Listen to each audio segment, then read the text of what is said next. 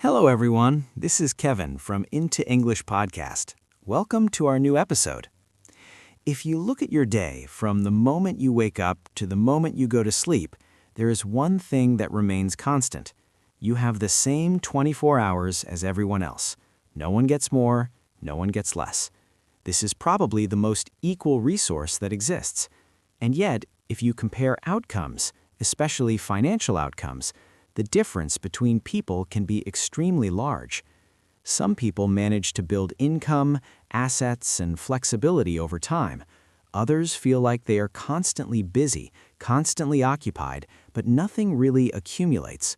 So the question is not whether people have time. Everyone does. The real question is how that time is being used. If you break down a typical day, you will notice a pattern. You spend time working, you spend time consuming content, and you spend time doing small tasks that fill the gaps in between. None of these are unusual. In fact, they are completely normal.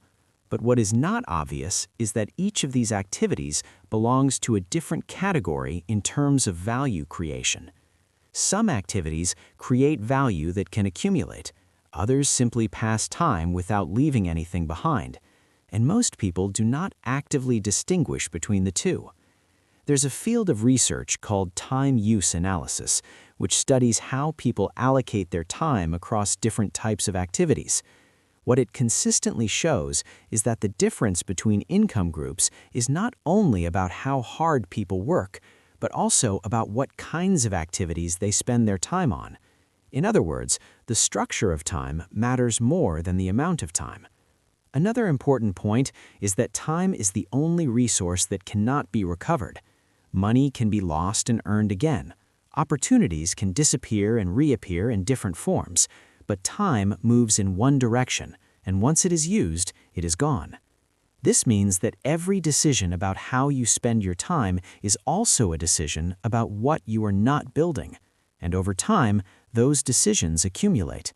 So instead of asking how to find more time, it is more useful to ask a different question. What is your time actually producing? Because in many cases, the issue is not that people are lazy or not working hard enough. The issue is that time is being used in ways that do not create anything beyond the present moment. One of the most important differences between people with higher financial outcomes and those without is how they prioritize time relative to money. Most people are taught, either directly or indirectly, to optimize for money. They look for ways to reduce spending, to save small amounts, or to avoid paying for things that they can do themselves. This way of thinking feels responsible, and in many cases it is. However, it comes with a hidden trade-off. When you focus primarily on saving money, you often end up spending more time. For example, someone might choose to do everything themselves in order to avoid paying for a service. They might spend extra hours handling tasks that could have been completed more quickly by someone else. From a short-term perspective, this looks efficient because money is saved. But from a longer-term perspective, something else is happening. Time is being used on activities that do not scale. In contrast, people with higher income levels tend to approach this differently. Instead of asking how to save money on every task, they ask whether a task is worth their time. If a task does not create meaningful value or cannot be extended into something larger, they are more willing to delegate it, automate it, or remove it entirely. This is often described as buying time, but that phrase can be misunderstood. It does not mean avoiding work, it means reallocating effort. By paying for certain tasks to be handled elsewhere, they free up time to focus on activities that have a higher impact, such as decision-making, planning, or building systems that can generate value over time. There is also a psychological shift behind this behavior. When someone views money as the primary constraint, they try to minimize spending at all costs. When someone views time as the primary constraint, they begin to evaluate decisions differently. They become more selective about where their time goes because they recognize that it is limited and cannot be replaced. This leads to a different kind of optimization. Instead of asking, how can I save more money, the question becomes, is this the best use of my time? And that question produces very different decisions. Another important detail is that time and money do not scale in the same way. Money can grow. It can be multiplied through systems, investments, or leverage. Time cannot. It remains fixed, regardless of how much income a person has. Because of this, people who understand this limitation tend to treat time as the more valuable resource.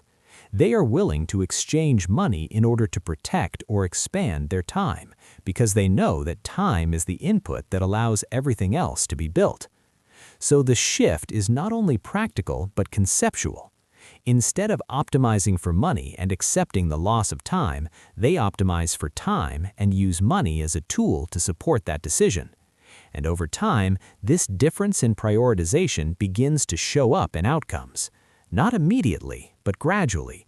Because once time is allocated toward higher value activities, it starts to produce results that extend beyond the present moment. In case you start looking at time more carefully, one important idea becomes very clear. The difference between people is not just how much time they have, but how that time is allocated across different types of activities.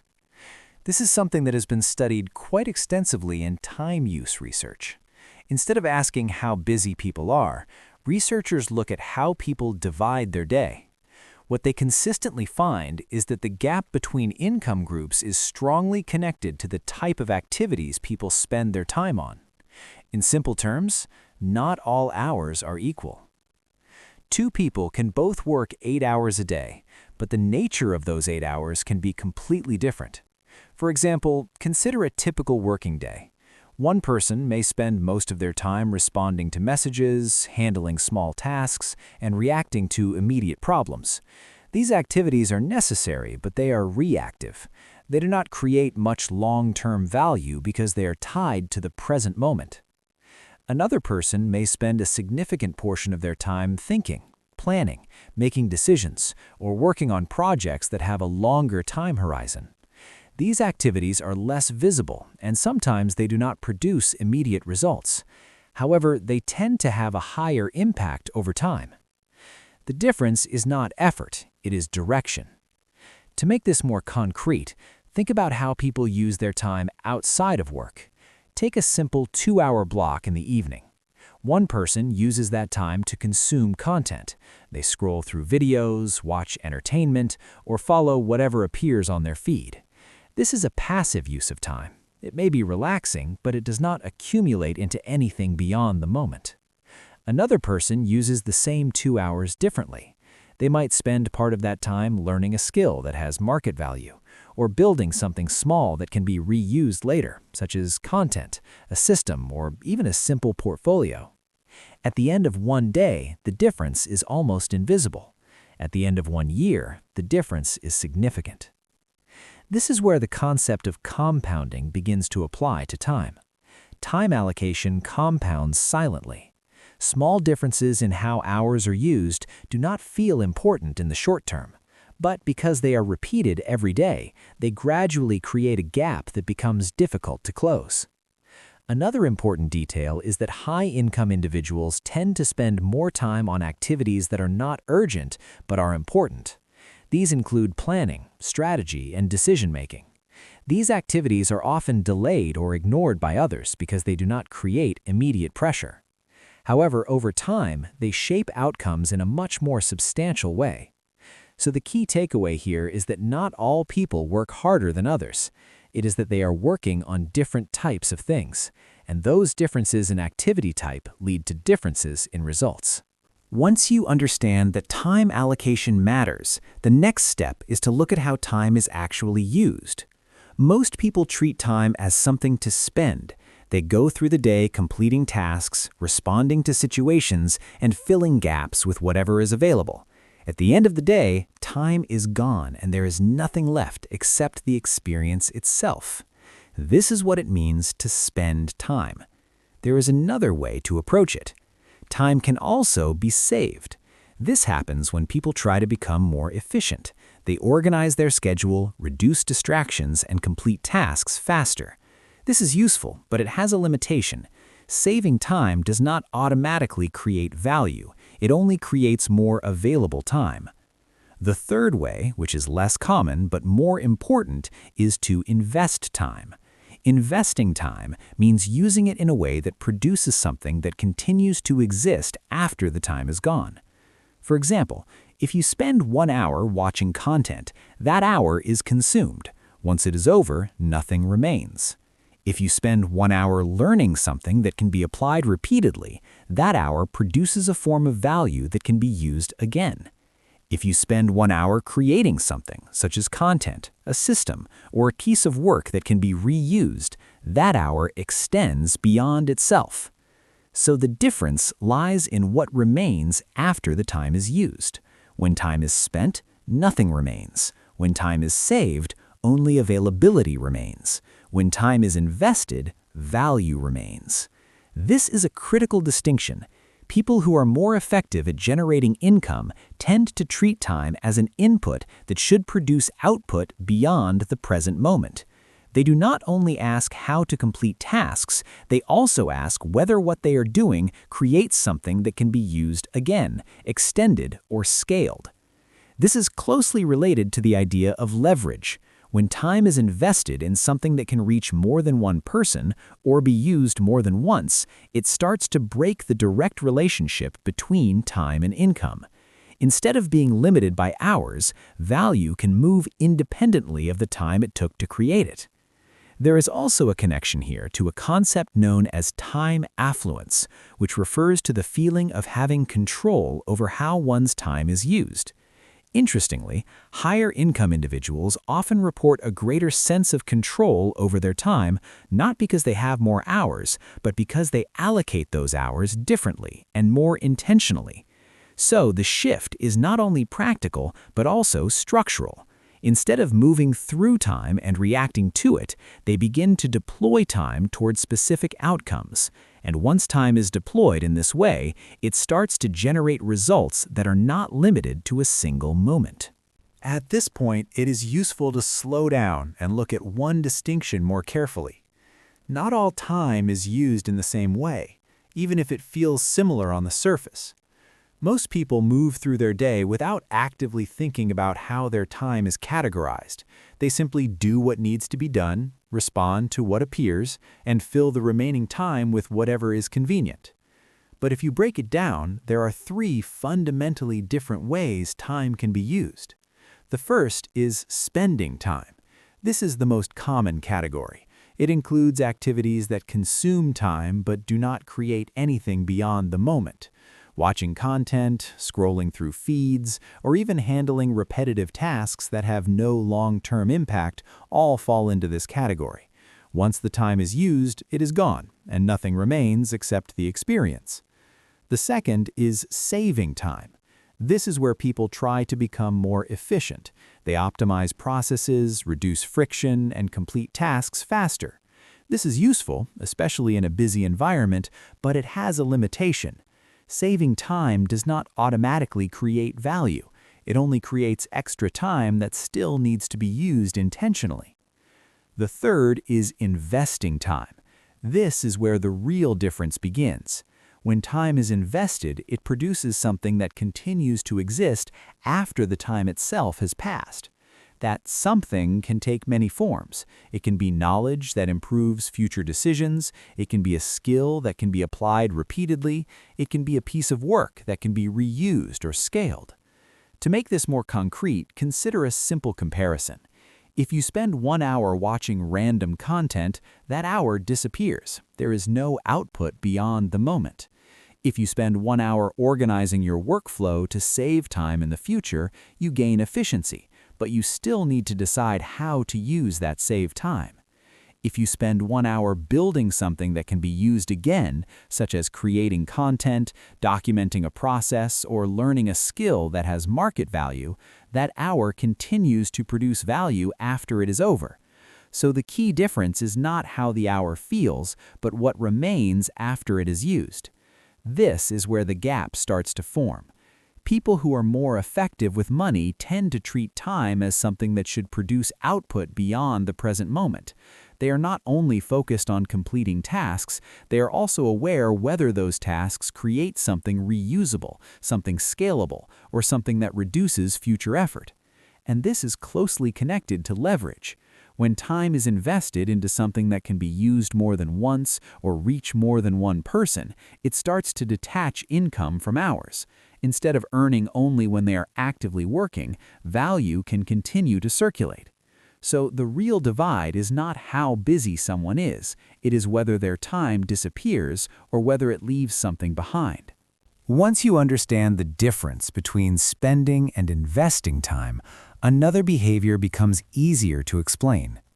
Why do people with higher income often choose to pay for things that others prefer to do themselves? At first glance, this can look inefficient.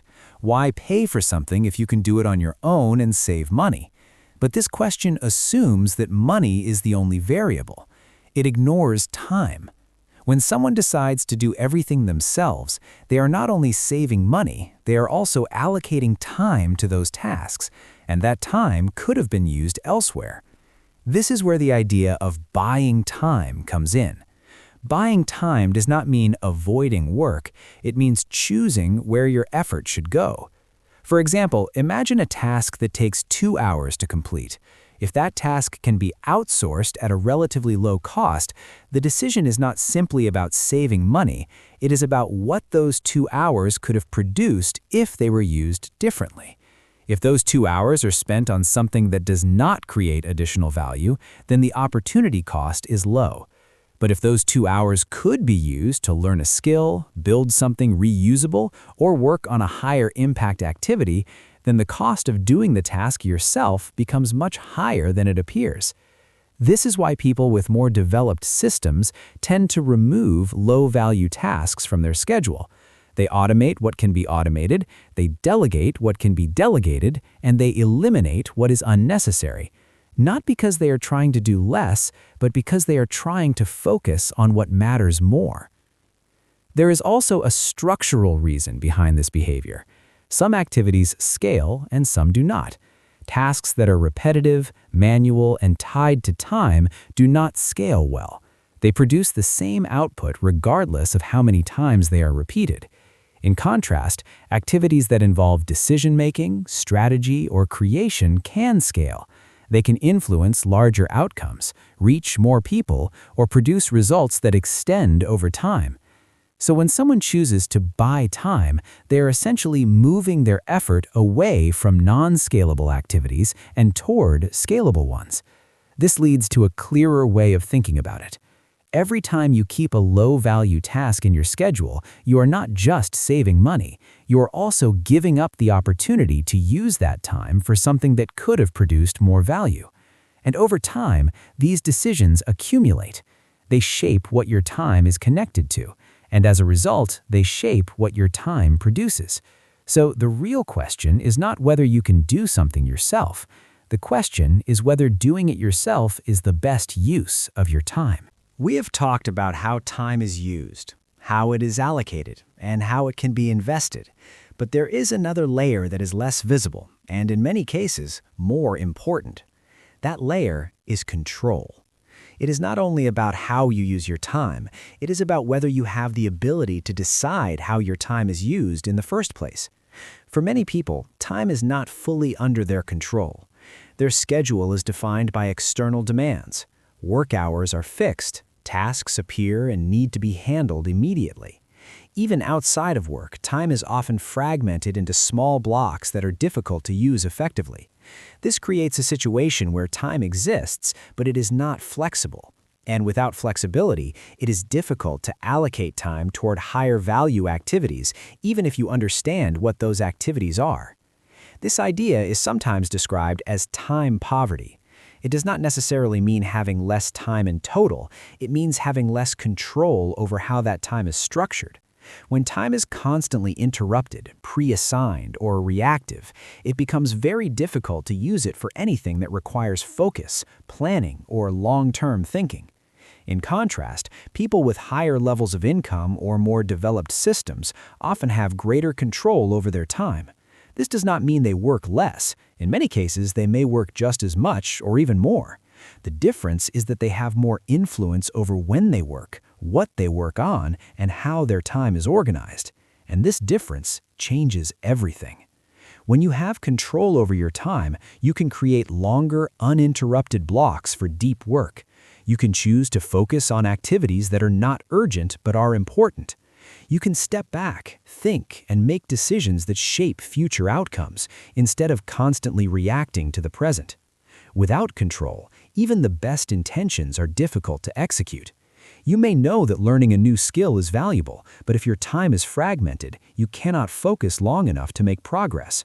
You may understand that building something long-term is important, but if your schedule is filled with urgent tasks, there is no space to start. So control over time is not just a convenience, it is a structural advantage. And this leads to a deeper understanding of what financial progress actually means. It is not only about how much money you have, it is about how much control you have over your time. If you combine everything we have discussed, a larger pattern begins to emerge. Time decisions do not operate in isolation. They accumulate. And this accumulation is not always visible in the beginning. Small choices about how you spend your time often feel insignificant. Choosing to learn something instead of consuming content for one evening does not immediately change anything. Choosing to work on something long-term instead of handling only immediate tasks may not produce instant results. But these choices are not one-time events. They are repeated, and that repetition is what creates compounding. There's a concept known as the Matthew effect, which describes how small advantages can grow into larger ones over time. The same idea applies to time. If you consistently allocate time toward activities that build value, even in small amounts, those activities begin to stack. Skills improve, knowledge expands, systems start to form. Each layer supports the next. On the other hand, if time is consistently spent on activities that do not create long-term value, the opposite happens. Nothing accumulates. Every day resets to the same starting point. At first, the difference between these two paths is almost invisible. After a few months, it becomes noticeable. After a few years, it becomes very difficult to ignore. This is why the gap between people often appears to grow over time, even if they started from similar positions. It is not because of one major decision. It is the result of hundreds of small decisions about how time is used. Another important detail is that compounding not only applies to positive outcomes, but also to missed opportunities. When time is used in a way that does not create value, the loss is not immediate. It is delayed. It shows up later as a lack of options, a lack of flexibility, or a lack of progress. And because the loss is not visible at the moment it happens, it is easy to ignore. This makes time one of the most subtle but powerful drivers of financial outcomes. So the key insight here is not about making perfect decisions every day. It is about recognizing that every decision about time contributes to a larger pattern, and over time, that pattern becomes your result. If you look back at everything we have discussed, there is one pattern that connects all of it. The difference is not simply about working harder or having more discipline. It is about how time is transformed into something else. Most people move through time in a linear way. They spend hours, complete tasks, and move to the next thing. The output they produce is directly tied to the time they put in. When time stops, the output stops as well. In contrast, people who are more effective financially tend to treat time as an input that can be converted into leverage. Leverage is what allows results to extend beyond the original time spent. To understand this more clearly, it helps to look at how one unit of time can be used differently. If 1 hour is spent on a task that only produces an immediate result, that hour ends when the task is completed. If 1 hour is used to create something that can be reused, shared, or scaled, that hour continues to produce value after it is over. That is the beginning of leverage. And once leverage is introduced, the relationship between time and income begins to change. Instead of needing to repeat the same effort for each result, one piece of work can generate multiple outcomes. One decision can influence multiple areas.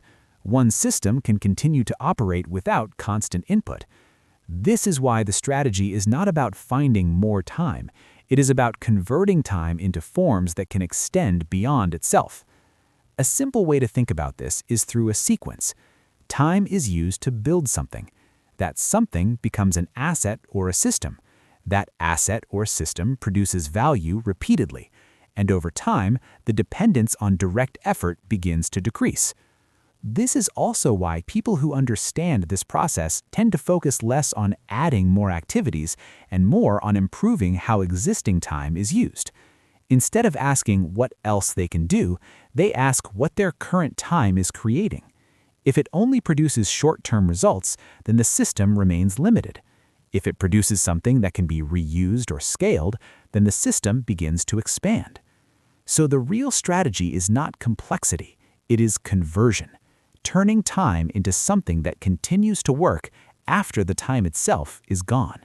Generally, there's one question that becomes more important than all the others. Not how busy you are, not how much you are doing, but what your time is actually producing. Because in many cases, people are not struggling because they lack time. They are struggling because their time is not connected to anything that creates long-term value. Hours are spent, tasks are completed, days pass, but nothing accumulates. And when nothing accumulates, every new day starts from the same point. In contrast, when time is used to build something that remains, even in small ways, the starting point begins to shift. You are no longer beginning from zero. You are building on what already exists. So the real difference is not in how much time you have. It is in whether your time disappears or whether it leaves something behind. And that leads to a final way to think about it. You are not short on time. You are short on structure. Because once time is structured in a way that creates value, it begins to produce outcomes that go beyond the present moment. And over time, those outcomes become your results. Thank you for listening. I hope this episode gave you a different way to look at your time, not just as something you spend, but as something you can shape. And I'll see you in the next episode.